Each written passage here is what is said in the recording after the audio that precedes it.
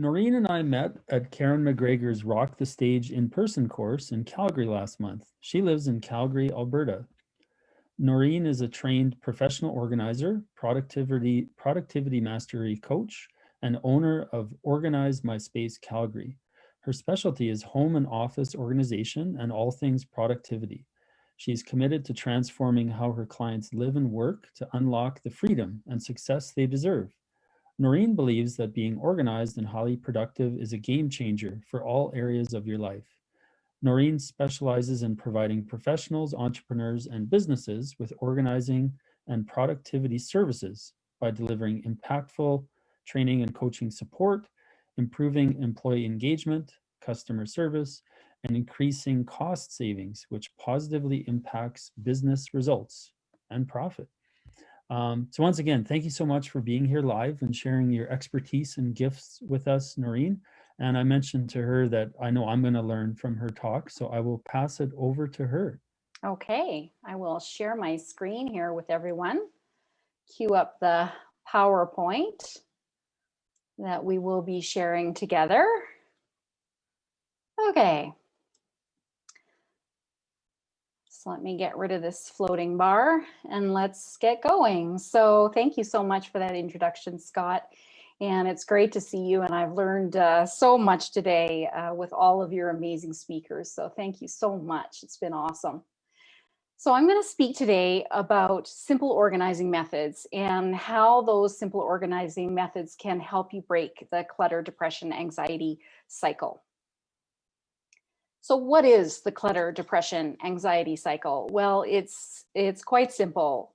Clutter in your environment, it can lead to deepening depression, which leads to increased anxiety, which of course can lead to more clutter and so on. It is a real negative spiral. So the negative impacts of clutter in your environment are it negatively impacts your health, finances, relationships, and of course, your mental health can all be really negatively impacted by clutter.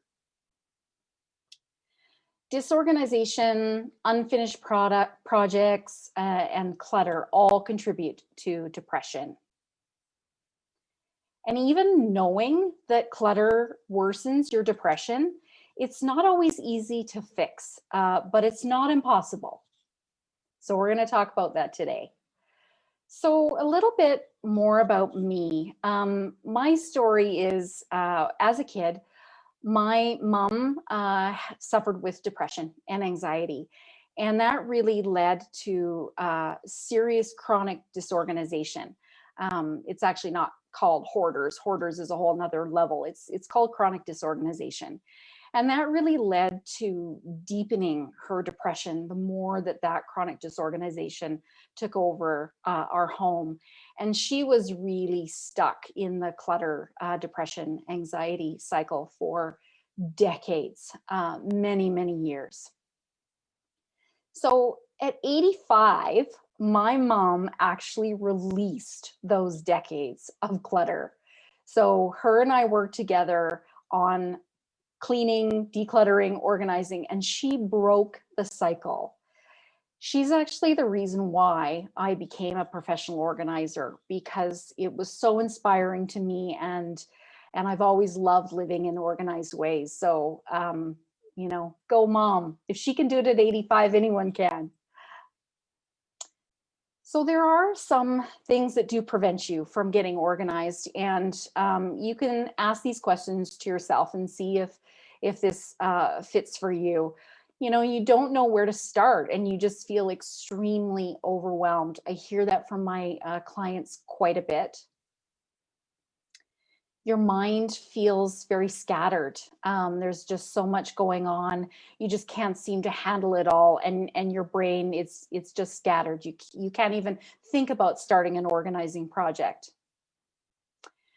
The other thing that can prevent people from getting organized is just having way too much stuff. That is a real problem with how much we consume and shop and stuff that we don't need. You may find it hard to let go. some folks really struggle with letting go of things that they paid good money for, or they were a gift, or there's some emotional attachment to certain items. And so letting go can seem like a very daunting task to start. But there is hope. If my 85-year-old mom can do it, so can you. You can break the cycle. So my first bit of advice to you would be, before we get into the simple organizing methods, is visualize how you would want your home to look and feel. So if you are in your living room and you want that space to be a place where you can kick back and watch movies with your kids or your family, or play board games, but it's jam-packed with boxes and cluttered, and think about how you want it for you to feel. Is your bedroom chaotic, lots of clothes everywhere, unfolded laundry, or is it that oasis at the end of the night that makes you feel calm and rested? So visualize every room in your home and how you want it to make you feel. The other thing I would say is to ask for help. Sometimes it is very overwhelming, and I'm sure you have friends or family or even a professional organizer that you could ask for help and support and accountability. So asking for help, reaching out is very important. The other recommendation is to practice letting go. Start small. Start with one little thing that you can put in the recycle bin or in a donation box and send it to charity. The more you practice letting go with little things that you don't mind letting go of, it does retrain your brain. There's been a lot of discussion today about neuroplasticity and retraining your brain, and this is another way that you can do it. So practice letting go.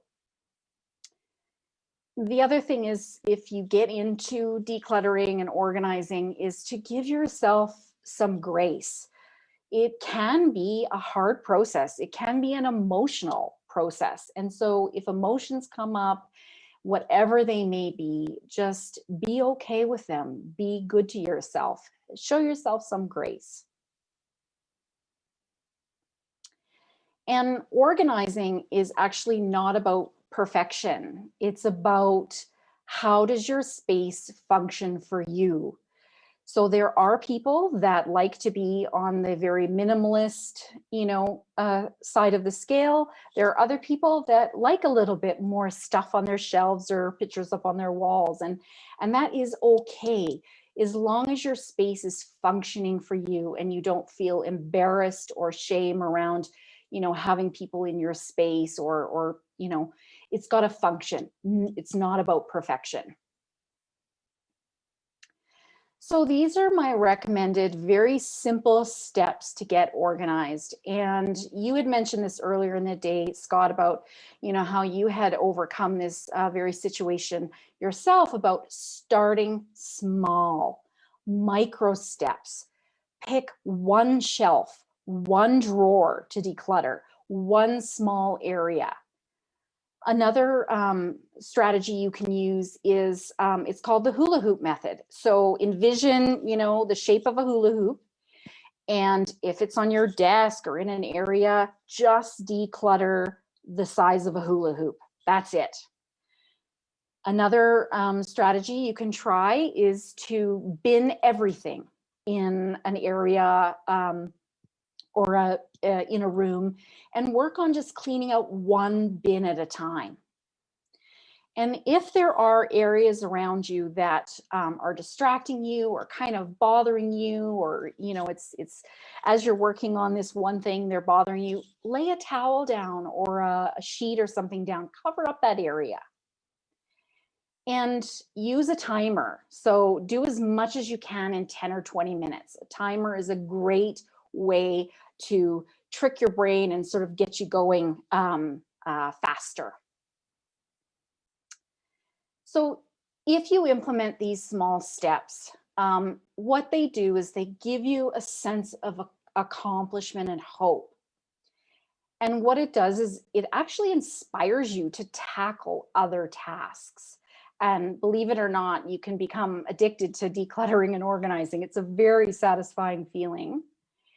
It allows you to release negative thought patterns about, oh, I just can't keep a clean house, or oh, why can't I do this? It seems so simple. You release those negative thought patterns. You actually improve your lifestyle. Like people that live in more organized spaces have they make better food choices, they exercise more, they just live healthier lives. And of course, the ultimate benefit is reducing anxiety and depression. So let this be your new cycle as opposed to the clutter, depression, anxiety cycle. So my gift to you today is I have a great resource for you that if you put it to work for you, it will do amazing things. It is called Keeping Your Home Organized Through Every Season. And in it is strategies for letting go, tips on how to organize, step-by-step instructions, checklists. It's a very powerful tool. It covers every single area in your home. So this is my gift to you today. And how you can get this free guide is you can text me. This is my cell number. So text me with your email address. You can direct message me on Facebook at Organize My Space Calgary. And I will also, if you text or direct message me your email address, I'll send you the guide, but I'll also give you 30 minutes with me. And this is, keep your credit card in your wallet. This is me helping you with starting or what your biggest frustration is. This is you and I talking it through together. So that is my extra gift for you. So thank you so much for listening, and I hope that these gave you some simple strategies to help break that cycle. Awesome. Good stuff. Thank you very much, Noreen. And yeah, when you talked about hiding stuff, I'll just share a super quick story. I used to have a roommate whose room was chaos, and his way of cleaning the room was to chuck everything in the closet. So I remember one time he showed me his closet and it was like eye level with stuff. Oh my goodness, yeah. But yeah, Noreen's amazing at what she does, and thank you for your generous gift. And for those of you who resonate with what she shared, I highly encourage you to reach out to her, because I know for me, I used to have a spa membership before this pandemic. And of course, spas are a very clutter-free area. And my room isn't like a spa. And I admit my room has clutter. So clutter has a massive impact on our mental health. And thanks again so much for being here live today, Noreen. And you're very welcome. Take care and be well. Thank you. You too, Scott. Bye, everybody. Bye-bye.